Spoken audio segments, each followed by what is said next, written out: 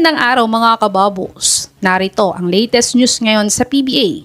Barangay Ginebra pasok na sa PBA playoffs ngayong conference. Coach Tim Cone may bad news para sa team captain niyang si Japet Aguilar. At Converge may bago na namang free agent na nakuha sa free agency.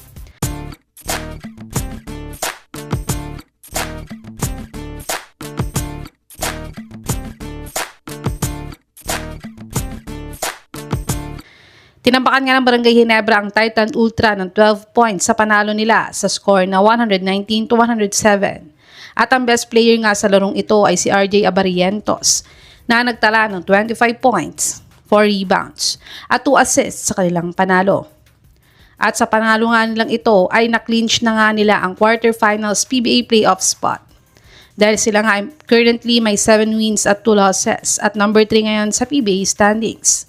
At sila nga ay may 3 games remaining pa kontra sa Meralco, rain or shine na TNT, kaya't medyo mabigat nga ang last 3 games ng Gin Kings bago ang PBA playoffs. Sa tingin mga kababos, ilang games na mapapanalunan ng Gin Kings sa final 3 games nila at ano ang final standing nila ngayong conference? I-comment nyo na po yan sa baba. At dagdag na balita nga ay may bad news daw si Coach Tim Cone para sa captain nilang si Japet Aguilar. Sa panalo nga ng Barangay Ginebra last Sunday ay pasok na nga ang Ginebra sa PBA playoffs. Ang bad news nga nila ay baka hindi na makapaglaro ang team captain nilang si Japet Aguilar sa last 3 games nila sa elimination rounds. Ayon kasi mismo kay Coach Tim Cone ay wala daw silang time frame para sa pagbalik ni Japet sa lineup nila at ang mahalaga daw ay makalabas na siya agad sa ospital at doon na lang daw magde-decide si Coach Tim Cone kung makakabalik pa sa lineup nila sa PBA playoffs si Aguilar. Pero ang good news naman ng Barangay Ginebra ay palabas na daw ng ospital si Japet Aguilar. Sa tingin mga kababos, dapat bang ipilit ni Idol Japet na maglaro siya sa PBA playoffs kahit may injury siya? I-comment nyo na po yan sa baba. Tumungo naman tayo sa balitang may bago daw nakuhang free agent ang Converge. Tinambakan nga ng Converge ang importless Phoenix ng 27 points sa score na 130-103. At ang best player nga ng larong ito ay ang bagong import ng Converge na si Donovan Smith na nagtala siya sa debut game niya ng 32 points, 12 rebounds at 12 out of 20 ang field goal made niya sa kanilang panalo.